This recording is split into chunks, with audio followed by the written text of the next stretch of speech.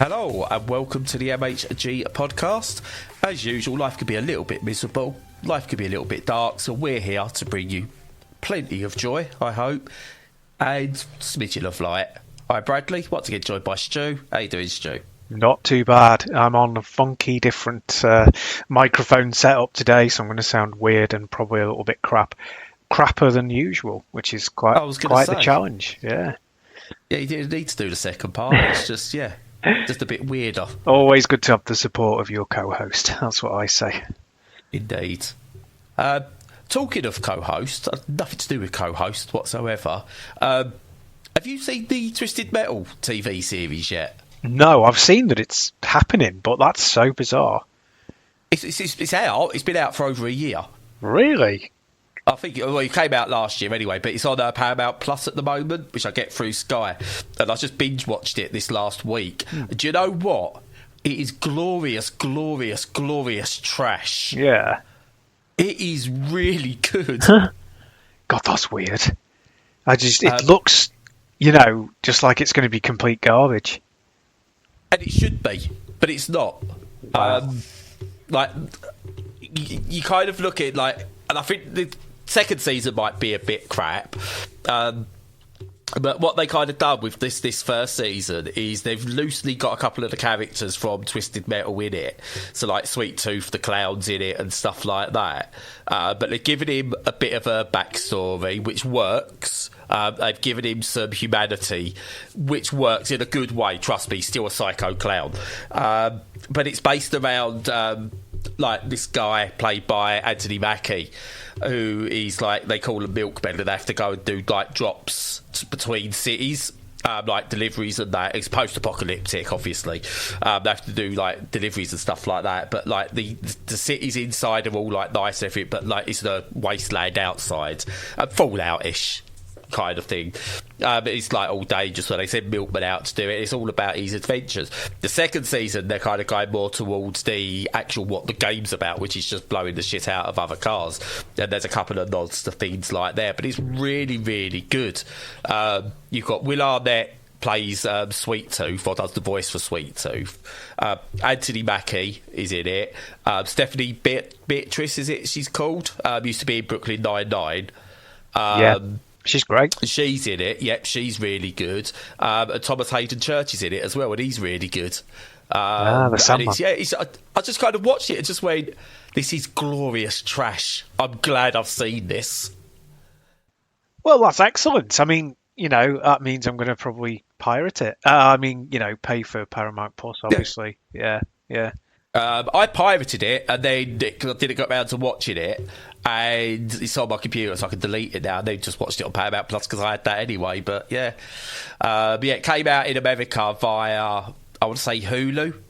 Oh, no, Peacock. Sorry, it came out on their Peacock streaming service, and we couldn't get it over here. But Paramount got the rights for it in the UK.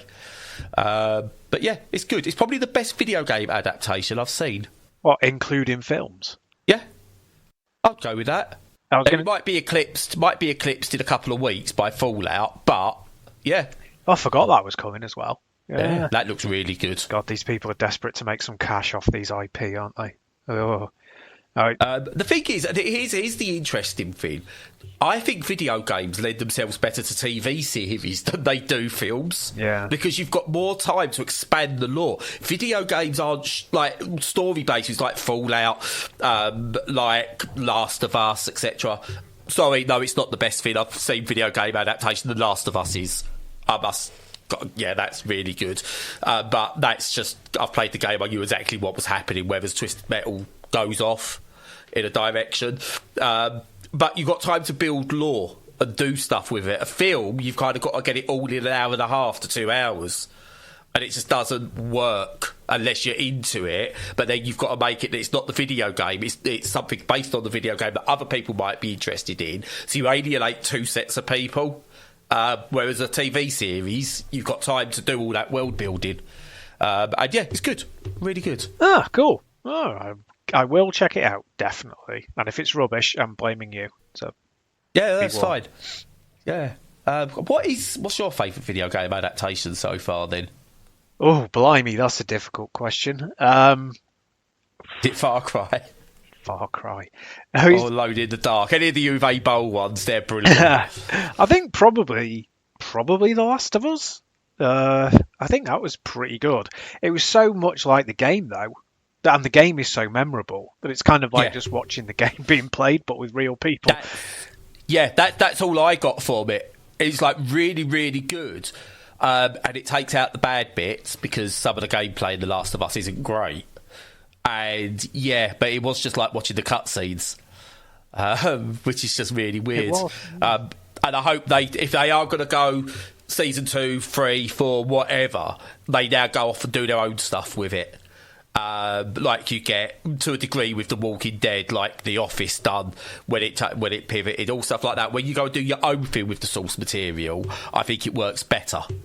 That's why I think Fallout's going to be good, because you can't just do the Fallout story, because there's not just a Fallout story. Fallout's the world.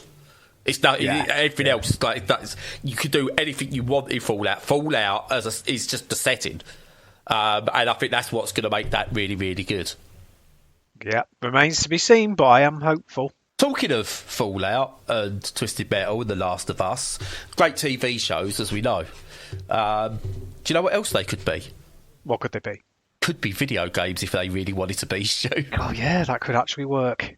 I think you might be on something. I reckon you could get a really decent video game based off The Last of Us and Fallout, and a pretty average one based on the Twisted Metal TV series. I think you're like a prognosticator. You seem to just be like hitting them out the park. Yeah, I know. Take the story out of Twisted Metal. You don't really need any of the story. Just a couple of little bits of text to backstory a couple of the characters. Just have all like the car war bits. That's all you need. Nice. All you need. Yeah, that's all you need. Definitely. When are we getting a Wipeout TV series? Oof. And I don't mean that shitty thingy that they all did, where they'll bounce on balls and water and stuff like the video game Wipeout. Now that would cost some money, but I would watch it. They could do a really bad reboot style visuals. That would make it considerably cheaper, yeah. That would definitely help. Oh, Thomas Was Alone, the TV series. I'm getting onto Mike Biffle. I reckon a small cartoon show, 5 minutes a time of that would work. I'm messaging Mike. Do it. He's got to get in on it. He could send it to Amazon or Netflix, whoever. Yeah.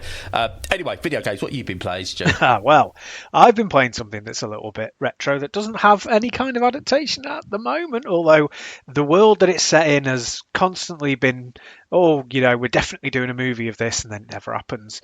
And that's the world of Metal Gear, and the game is Metal Gear Rising. Subtitle: Revengeance. The good one. Yeah. The only good Metal Gear there is. It's one of the best, and it shouldn't be. So, I mean, everyone probably knows the story of it now, but they wanted to make it for years. The Konami were on it, and they realised they couldn't make a game of it. They wanted to do this thing where you could cut literally everything in the world with your katana. Really struggled, couldn't make a good game out of it, so they handed it to Platinum, and Platinum Games made a great game out of it, although, it's kind of lost to time a little bit, and not everybody would say it's great. And the reason they would say it's not great is because, well, A, that they're wrong, but because it's a bit janky still. Like, I'm playing this because I played Wanted Dead, and I was like, I've got to play a better game. I've got to play the same type of game, but better. And so I haven't played this for 10 years. So I was like, playing that, and the camera is atrocious still, and there's no proper lock on, so both of those things are kind of problems that Wanted Dead had. It's not as bad as that, but it still struggles with it. But the thing is, right, everything else about the game is absolutely brilliant. So the visuals are fantastic. They take all the right stuff from Metal Gear, but they add a load of other stuff that's new. They have really, really interesting, fun characters that you're up against. It's totally over the top and cheesy, but deliberate. The action is incredible. The cutscenes are good, which is unusual. It's got a great fighting system. It's a bit hobbled by the camera and the lack of lock on, but it's really good. It's impactful, and you've got like I talked about last week, the Zandatsu thing, which is where you chop them apart in slow mo. That's brilliant. That never gets old. The design is superb. The weapons are great. The enemies are great. It just, honestly, it's such a good janky game. It's like the best of the jank that there possibly is. And it's got a great lead character who's like your classic kind of silent protagonist, but looks really cool, and that's all that matters. Oh yeah, I just love it. It's brilliant. And it's done that thing where if your game's going to age badly, like the themes in it are going to age badly and stuff like that, you want to do it in a way that you're self-referential from the start. And Metal Gear Rising is as camp as buggery. And I love it for that. And it doesn't matter. Like, some of the themes in it, you kind of look back, you just go, oh yeah, that doesn't age particularly well in 10 years, but you kind of go, but come on, it's just camp as hell, it really doesn't matter. They're fully aware that it is, so you get away with it rather than going fully like, oh, we're going to play this seriously, which I still think Metal Gear tries to do to some degree. This doesn't. This just goes all out camp, and I love it for it. Definitely. It's the reason I think like Airplane still works despite being problematic, because it's fully aware of its problematic status when it was made. And I think it takes a very clever person to write that sort of content well. It does, and yeah, it's got all that camp. It's kitsch. It's over the top. It just ticks all those boxes, and like you say, narrowly avoids not being problematic, but. And yeah, still a product of its era. I think we've kind of, like you say, in the last sort of 10 years, really, almost exactly, we've had a real change in kind of how people react to marginalization, and there's the Me Too movement and all sorts of things, and the reaction, positive and negative, with Donald Trump, and it's really polarized people, and an absolute ton has changed, and it's definitely a pre that it's pre that, but like you say, with it being mad camp, it gets away with it, and it's such a fabulous action game. I just love it. What came out first? Metal Gear Rising or Vanquish? I can't remember. I think it was Rising. I think. Because I always found Vanquish to be the better of the two games. Yes, it is objectively better. I prefer Metal Gear Rising, but objectively Vanquish is better. Yeah. I prefer the story and the writing of Metal Gear Rising. I prefer the gameplay of Vanquish. Yeah. That would be my take on it. Yeah. The world building and the backgrounds and the style of Vanquish were really great. But yeah, the story isn't anywhere near as sharp. No. They're very similar thematically. It almost looks like, I almost wonder whether they was initially, like the engines were built and the games were built, whether they was going to be their own IP in the same thing, because a lot of it looks similar. In terms of like the suits and stuff like that, it's all got that similar feel to it. I reckon there's more to that than meets the eye. I reckon Metal Gear Rising was a game that then got made into a Metal Gear game. Oh yeah. Oh, absolutely. As I say, it was Konami who were doing it exclusively, and then handed it over to Platinum late in the day. And there's definitely loads of DNA there from both companies, but I've just looked it up, and Vanquish came out first, actually, which is a surprise. October 2010. Good God, that's a long time ago now. Yeah. Vanquish verified on the Steam Deck, and so is Metal Gear Rising, so no excuse. I'm gonna boot one of those up. I think I might go with Vanquish, seeing as you spoke about Metal Gear Rising. Do it. Runs perfectly on. Well, Metal Gear Rising runs perfectly on the deck. I'd imagine Vanquish does as well. I've not played that in a couple of years, so why not? Yeah, go for it. Cool. I've not been playing either of those yet. You've been playing something that's considered retro. I've been playing something that you could consider indie. There's a surprise. Oh, yeah. God, you shocked me there. I know. Usually I'm playing these AAA blockbusters. Even my favourite AAA games aren't really AAA games. Anyway, Pepper Grinder I've been playing, which is from Devolver. Devolver, just on a quick note, as a publisher, You're not quite tipping over the edge yet, but you're heading in that direction. Sort yourselves out. Remember your indies first. Anyway, been playing Pepper Grinder, which is a 2D action platformer where you've got all your normal sort of like you're running around, you're doing little attacks and stuff like that. But the little caveat on this one is that you've got this drill, and you can use the drill to basically bury and move through like sand-like substances. And the way you move through them is kind of like the way it's described here in the game is like a dolphin swimming but through the earth. So you kind of like you'll dive into like a soft ground, and you'll use the momentum from diving into the soft ground to go around the soft ground, picking up gems and stuff, and then kind of fly out to then bridge a gap to go into another one. So you kind of got that Tony Hawk style gaps where you're like trying to get that fluid movement going to get through levels. You start off and it's all very simple, like going, look, you can drill through here to collect these, and then you drill through here, and then you do a jump and you arc through the sky to go onto another bit, and it just teach you that and chains it all together, and eventually you're doing like these really amazing combos and stuff like that to get through levels. Somewhere you'll grab onto something and it'll spin you around. There's like this weird big monster fin as well that's in there, friendly monster fin, where you can drill through its head to get from one gap to another instead of like creating a bridge. It's just like, it's really weird. Visually it's really interesting as well. And I've been playing it on and off for the last week or so, and honestly, it's not earth-shatteringly brilliant or changing the world, but it's just one of those precise platformers.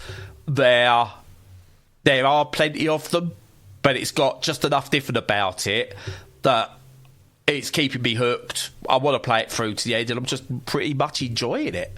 So yeah, it's not nothing to write home about, not groundbreaking. The mechanics fine. It adds something different rather than just running and jumping. But I still feel it's stuff that I've done before, but I can't put my finger on where I've done it before, if that makes sense. Yeah, it does. It kind of looks like a few different things sort of stitched together, but not in a bad way, in a kind of good way. It looks like a PSP game, which, funnily enough. Yes. Yeah. So it's reviewed today, 28th of March. Released today, 28th of March. Yes. So there's no reviews yet. Well, I'd be interested to see how that turns out, because I go back and forth on precise platformers, because I do find them a bit of a grind sometimes. Grinder. And they should have done grinder with just the R, like grinder. Sorry, getting confused. There's a game. Yeah, exactly. So penis grind. No, don't, Stu. It looks pretty good. Unusual. Yeah. Yeah, it's one of the games it does remind me of in terms of its movement a little bit, actually, is the Rayman 2D Rayman games, Origins and Legends. All right, I thought you were going to say there's a bit of that to it, because they're very. You need to build up momentum to a degree and sort of like get your flow going to get the best times and stuff like that. It's got a bit of that to it, but obviously it still feels different. And yeah, I'm with you. It's, I think the bar was set of these with Super Meat Boy. What was that, years and years ago, well over a decade ago now. The bar was set there, and I think it's very hard once that bar's been set that high to sort of like break above it. And I think there's so many games that are great and are really, really good, and this is one of them, but you kind of go, but has it eclipsed Super Meat Boy? And no, but that's not a bad thing at the same time. Yeah. That's weird, yeah. I just had a look, and Super Meat Boy came out in 2010, which is the same year as Vanquish. Well, it's so weird because it feels so much more recent. But I guess that's because Vanquish kind of came out and then unfortunately disappeared, whereas Super Meat Boy is like a big a cultural phenomenon, really. Yeah. Don't ever play the sequel. It's crap. Yeah, I heard that. Yeah. That Endless Runner one, I played it, and I was like, this isn't Super Meat Boy.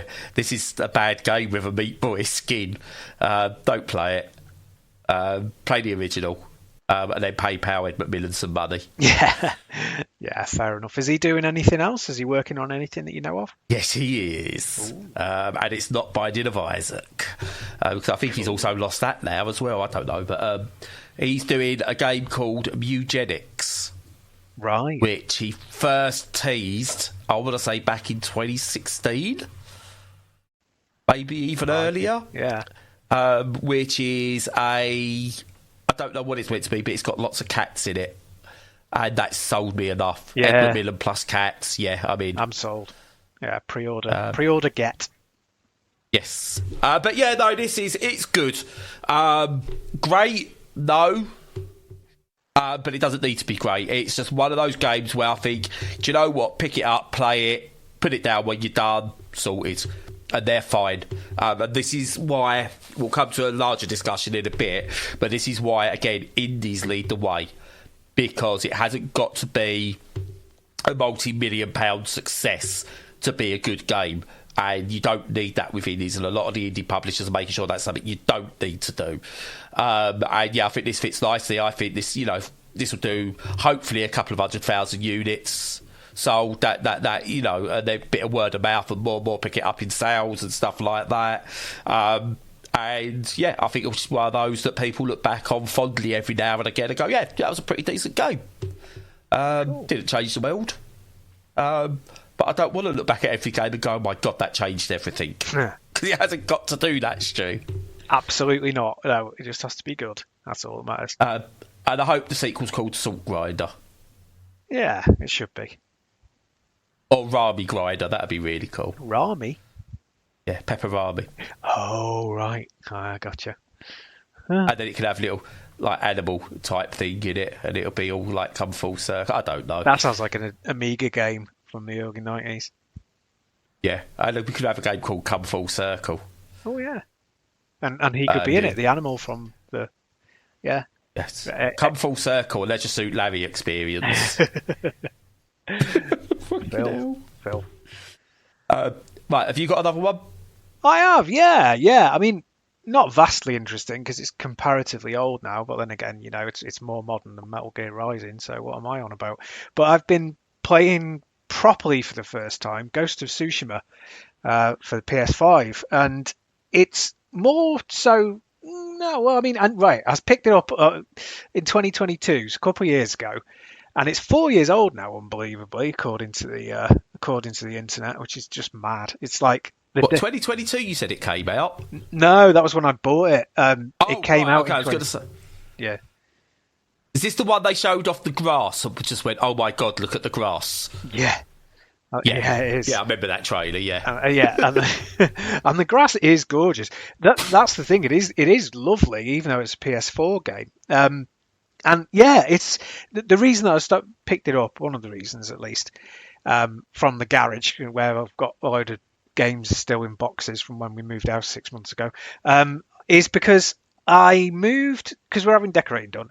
I moved my PS5 downstairs so I could hook it up, and the main reason being I wanted to hook it straight into the router via a network cable, so that I could have a better experience with Chiaki 4 Deck, which is the way that you can stream games from your PS5 to your Steam Deck. And obviously the only way to play video games, yeah, absolutely. And it's absolutely flawless. Now, it was good anyway, even when I was just using Wi-Fi, on the PS5 and on the Steam Deck. But with it wired in, it's basically flawless, which is astonishing, really, because it's just, a group of people not charging for a piece of software and getting you to, allowing you to do something that's completely, to the sort of 10-year-old me, his head would have exploded.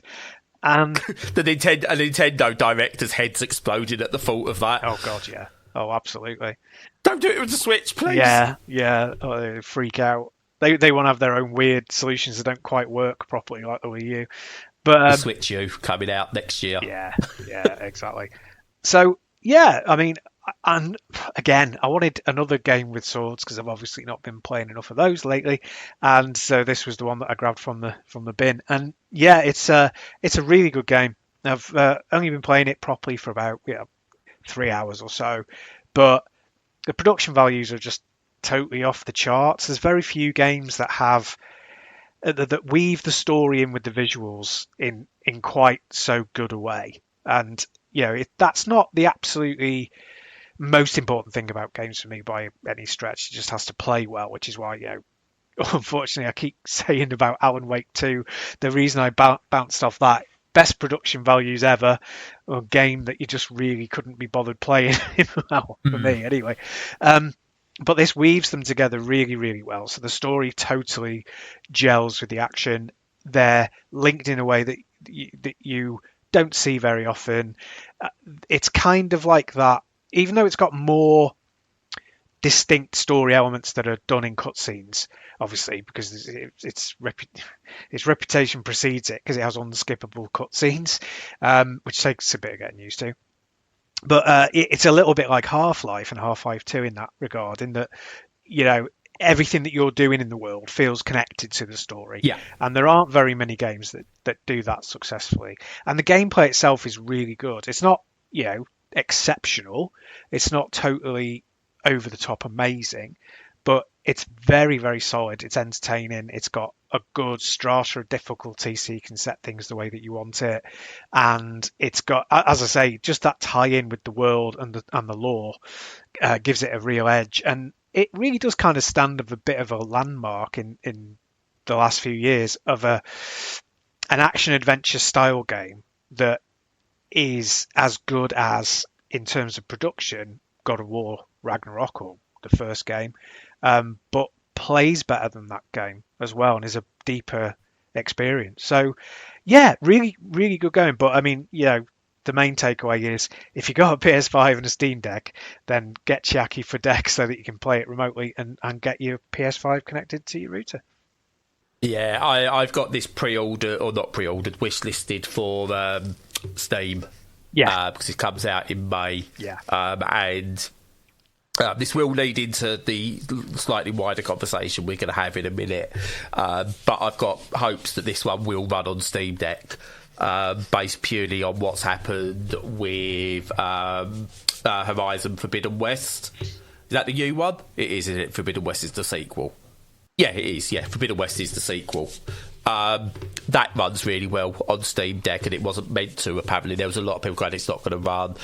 Compare that to Dragon's Dogma, which doesn't. And Sony seem to have, one thing they seem to have got done really well is making sure their games scale really well to smaller hardware. So yeah, I'm looking forward to playing this one. If not, I might have to save up for a PS5 at some point. Well, yeah, I mean, hopefully when the PS5 Pro comes out, there'll be a drop in price of the original machine. But yeah, no, it should.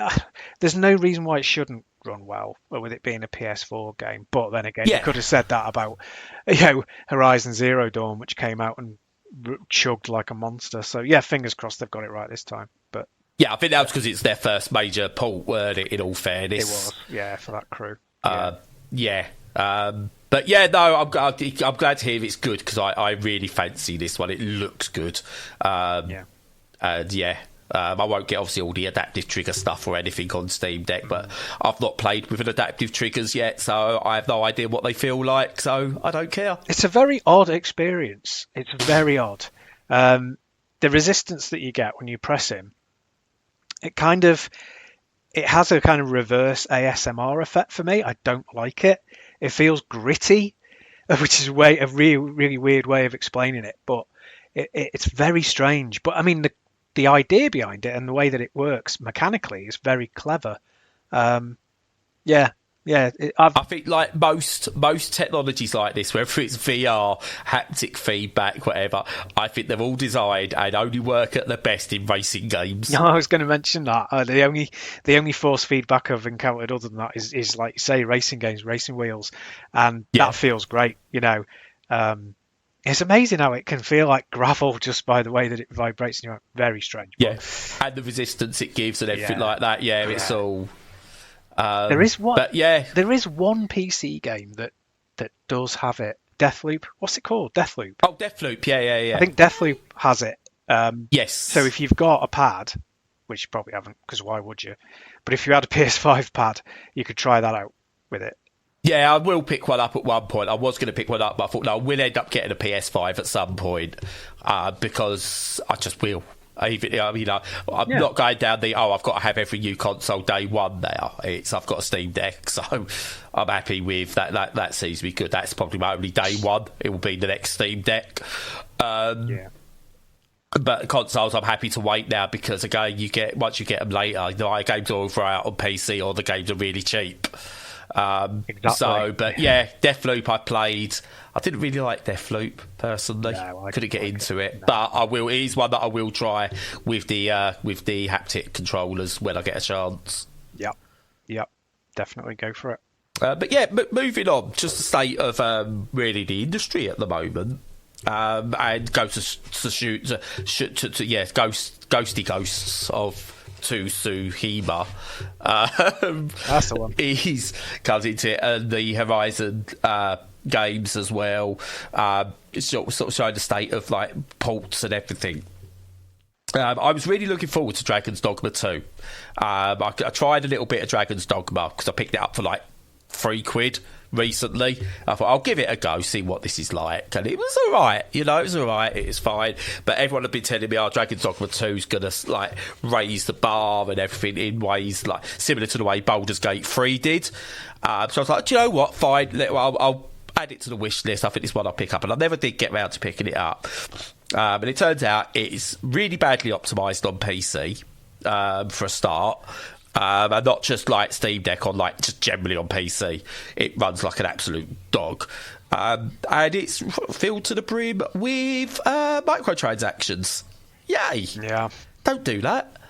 Why are we doing that in a single player game? Yep. Apparently you have to unlock or you have to pay to fast travel. That's one of the microtransactions. Oh, it's insane, isn't it? It's just crazy. I was seeing all of it. But one of the things for it is, but you can earn it in-game by grinding. Right, okay, fine. Don't do that, right, for a start. And secondly, right, the other one is, if it's only a one-time purchase, then don't put it in. You don't need to. You really don't need to put these sort of stupid DLC and microtransactions in. It's the same with skins and everything like that. For me, DLC, this might be old man shouting at clouds as well, or sort of like the game of back in my day things were better. But for me, DLC was expansion pack. So you bought The Sims, and then you've had The Sims for 2 years or whatever, and then there was a big expansion pack for The Sims. So you bought the expansion pack, and that gave you hours of new material. Now, I know with The Sims, it was mainly just glorified more skins and tables and housing decorations and stuff like that. Or you could have swimming pools or whatever, but it added hours of new content. The Fallout games, we were speaking about like the TV series earlier, you got Fallout 3, and then you got was it 3 really big expanded stories to add to that. That could have well been their own games or sequels if they really wanted to, but they was good chunky bits of DLC. You look at The Witcher, and you've got Blood and Wine or whatever it's called added to it, and you give a whole new sort of 20-hour experience or 10-hour experience added on.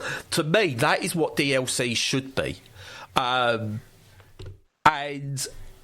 we all joke about horse armour and stuff like that, but I think that being a joke and people just going, it's just one of those things and it's harmless, it's just cosmetic, I think it's done real damage to what the bigger companies put out as video games now, because everything's sold to you piecemeal and it's just not right. And they must be turning over more money we know they're turning over more money than they've ever done before, but because they can't get the exponential growth, layoffs are absolutely ludicrous.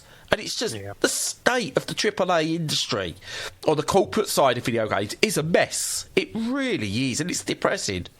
Yeah, it totally is. Yeah, it's really strange. It's kind of mirroring the way that I interact with games has mirrored the way that I interact with football. Because when I was younger, I'm really into football, and you have your different ways of interacting with it. So you play the video games, you play out with your mates, actually physically playing it, and you watch the stuff that's on the TV.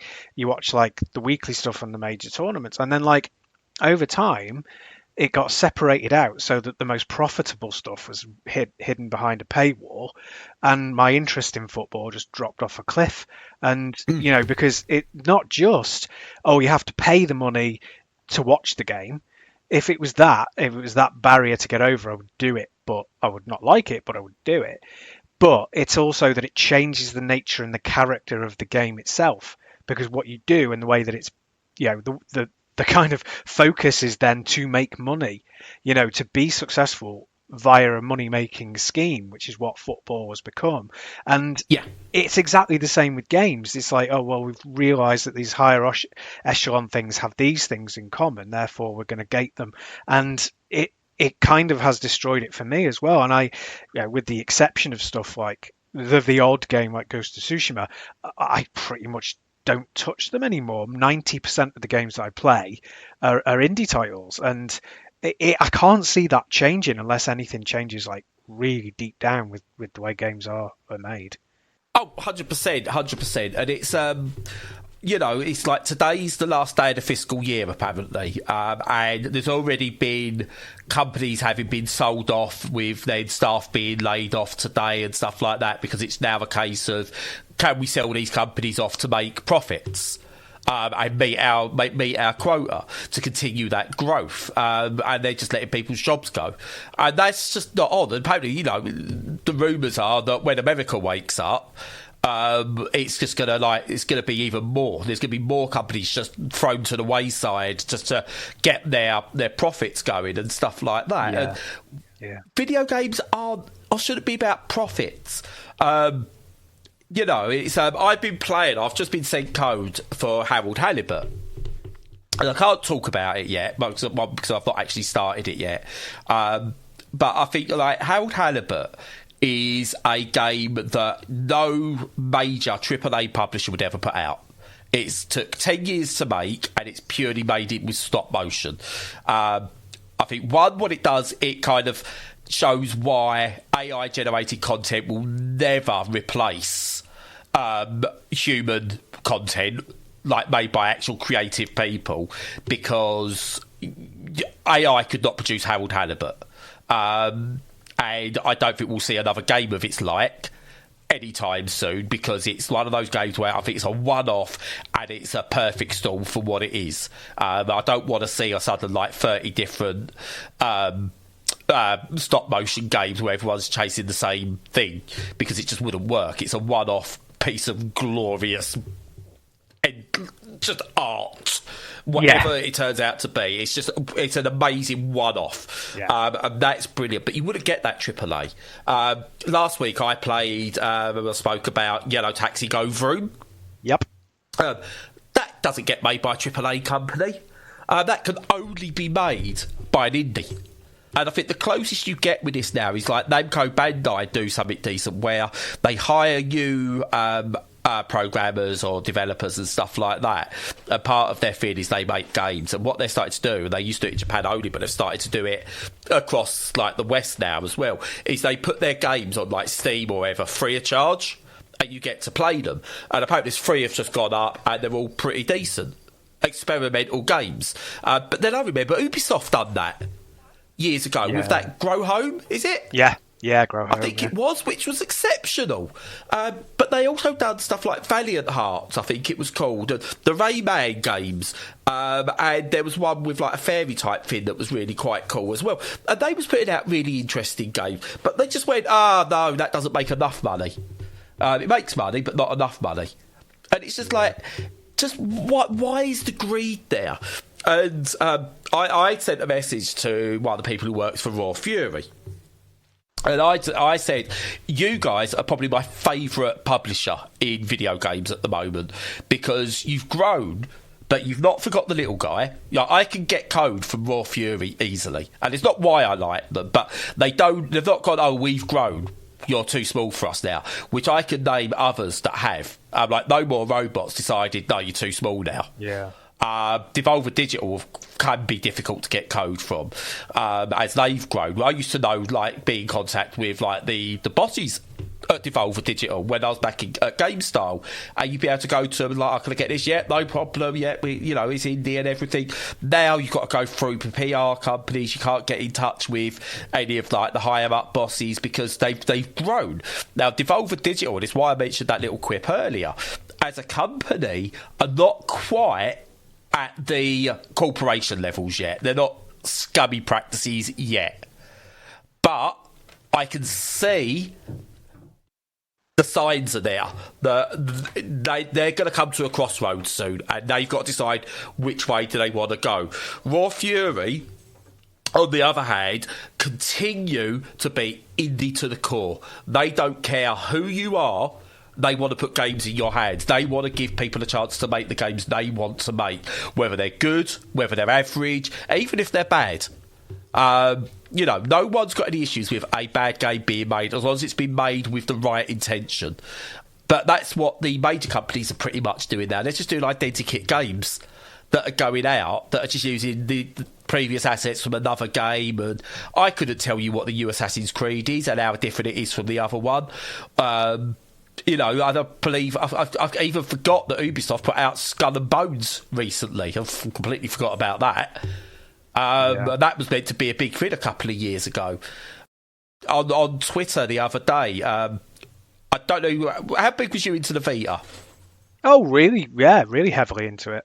So do you remember Shahid Kamal, who was the Indies guy behind the Vita? I don't remember the name, but I probably remember the games.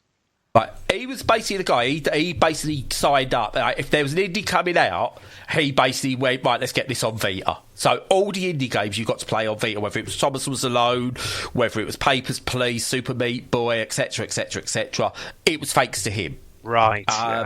He's now been just chucked by the wayside. He doesn't have a job with Sony anymore, and he was saying about sort of like he doesn't feel like he's ever been an important part of games and stuff like that. And everyone's been commenting, going, "No, you have been like an important person." And I actually responded to him and said, "Look, for me, you're one of the most important figures in the last 15 years of video games for me, because I don't think indies are where they are now as a medium without your effort to get them onto Sony's platforms, and particularly on the Vita.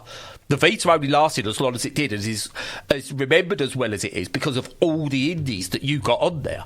Yeah. But chucked by the wayside because what he was doing wasn't making enough money for Sony. So it's ridiculous. And let's say the DLC makes some money, they still want to charge us more money for games. Everything above, I think, core indies is an absolute mess. And as a rule, as an audience, we're suckers and we fall for it. I've bought games that I go, I don't want to buy this because I know it's going to fund a corporation. I've been gifted them and stuff like that, and I will play the ones I've been gifted, but I won't buy them myself now because I just like there's certain practices I can't do. You're the same with like EA, aren't you? You won't touch EA. Oh yeah, no, there's a good solid list that I won't buy from. Yeah. And yeah, it's just DLC's a mess, and it's why I still think, again, bad rep, but No Man's Sky, Hello Games, is how you approach. They put out a bad game. They put out a game that was oversold in terms of promises, and instead of going what EA would have done, what Ubisoft would have done, what Activision would have done, Sony, Microsoft, all of them, instead of going, well, we buggered this up, that's it, that'll do, let's move on, they went, no, actually, let's get this right. And they're still pumping out free content. They've just put out another lot of free content, which allows you to like fundamentally change the game again. And it's just like, yeah, they're still indie. This is brilliant on them. They had one of the highest profile failures, I think, of all time, and have turned it around to make one of the most relaxing, most rewarding games to play at no extra cost, where they could have just binned it and done a sequel or a different IP with the mechanics they wanted to do. No, they kept the same game that had already sold and continued to work on it. And they got more sales through doing that. And you don't get that with major publishers. So screw the major publishers, buy indie. Because at least that way, if one of them's a sex pest, you only sort of like go, well, I can avoid this game, and I just punish the sex pest, not I've got to punish all the decent workers who work with the sex pests.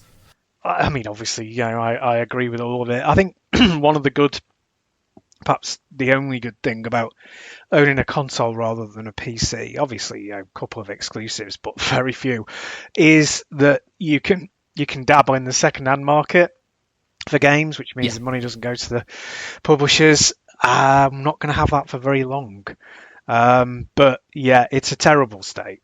You're absolutely right. And I just, avoid them like the plague most of the time. Yeah, it's you say you've got to spend the extra money to get the console that allows you to play the second-hand market games. But you have still got that option. I do miss big box PC games. I won't lie. The option to have them is great. Yeah, because you'd still be able to maybe go and find, Outrun Coast to Coast as a big box game if that was ever released big box, or Droplets or things like that you can't get anymore on Steam. That is the only problem. And I honestly think it should be that when you produce IP, and this isn't an issue with as many of the smaller indie titles, but definitely the bigger boys, is when you produce a game, there should be a thing where 6 months after you've removed it from sale, it becomes public domain. You're allowed to, it goes on a vaporware, whatever it's called. What's that thing called where you could get games that no longer exist? Abandonware and freeware? Abandonware, yeah. It should go on there. Because it's just not right that you can't play certain games anymore. I agree. Yeah. To get rid of the licenses, because it's licensing of IP is ridiculous. It doesn't stop piracy. Denuvo doesn't stop piracy. We've spoken about this before. None of it stops piracy. Someone wants to pirate a game, they will pirate a game, and because of the Denuvo, the pirates get the better version of the game, so get rid of it. Just make your game priced well enough, make it good enough that people don't want to pirate it. I went on there, Stu, so on that, play indies, screw the big boys. I'll shut up now. Screw the big boys. That's a lesson. There's your title. Yeah, absolutely. Yeah, so while you having fun screwing the big boys, also check out the small boys, if we can call ourselves that. Look at all of our content. That's going to get us on the list. Absolutely, if we're not already on it. But yeah, check out all of our content, which is obviously completely family friendly on the internet. We're there. We're on YouTube. We've got our own website. Check out all the content on there. There's lots. And join us for a conversation on Discord if you want. And in the meantime, until next time, stay safe and stay sane.